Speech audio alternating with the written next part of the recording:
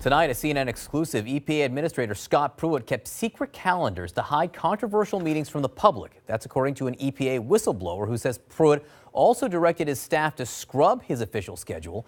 Pruitt is already the subject of 14 different probes into alleged ethical violations. As CNN's senior investigative correspondent Drew Griffin explains, if the whistleblower's allegations are true, Pruitt may have violated federal law. This EPA whistleblower says Scott Pruitt and his staff kept secret calendars or schedules detailing many meetings with industry representatives that have never been made public. According to Kevin Chmielewski, Pruitt's former deputy chief of staff, a secret calendar containing the actual events was printed out. Then staff would gather around a table, determine which events would be kept on, which would be kept off, and which would be altered. He says it was often done in Pruitt's office and under Pruitt's direction. Scrubbed. Scrubbed, yes, sir. Of the official EPA administrator's schedule. Absolutely, which happened quite a bit. CNN found more than 24 meetings, events, or calls left off Pruitt's publicly released calendar, which is only released weeks after the events occur. What's missing? Meetings with energy industry officials, lawyers, Washington insiders who could potentially benefit from a friendlier EPA. So he would meet with an industry lobbyist, somebody from industry itself, and decide later that that was not going to look good, so let's scrub it off the calendar? Sometimes later, even before, we would always put on the schedule meeting with staff. That was the default button, was meeting with staff. Want some examples?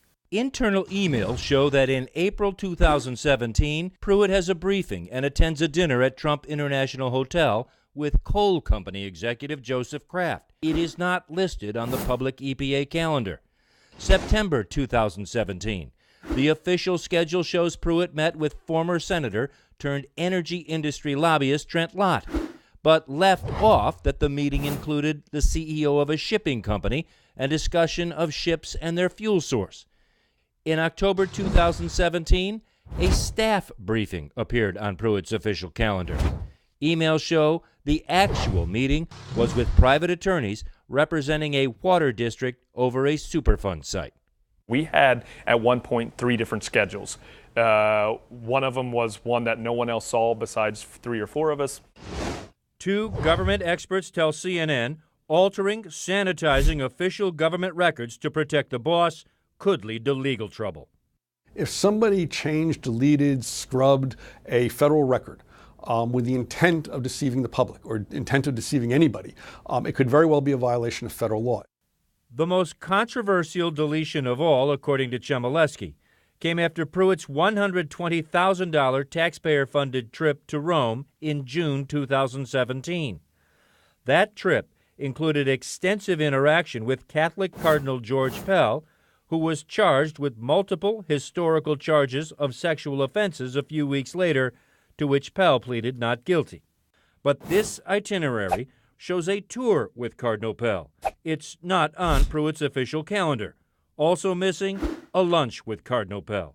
All of our time at the Vatican was spent with Cardinal Pell. Cardinal Pell was basically our host. Yet none of those tours, dinners, and lunches appeared later when Scott Pruitt released his official calendar. Chmielewski says that was intentional. Once we came back and the Cardinal was actually charged with these offenses, I alerted them, and that's when it was basically taken off the schedule that we met with Cardinal Pell. Chmielewski says he was fired from the EPA after raising questions about Scott Pruitt's extravagant spending. He supports Donald Trump and Donald Trump's pledge to drain the D.C. swamp. He says keeping Pruitt at EPA makes no sense. If there's something wrong, I don't care if it's Republican or Democrat, right's right and wrong's wrong, and what he's doing right now is completely wrong. All right, Drew Griffin joins me now. Drew, these are serious, stunning new allegations for an EPA administrator already facing a lot of investigations in Washington. What's his response? John, despite the fact that we are talking about potential federal crimes, neither Pruitt nor anyone in his office has bothered to respond at all. We've given the EPA detailed accounts of this report, have reached out multiple times, but this EPA administrator and his communications officers are just choosing not to respond. John? All right, we're going to stay on this. This is peculiar, to say the least. Drew Griffin, thanks so much.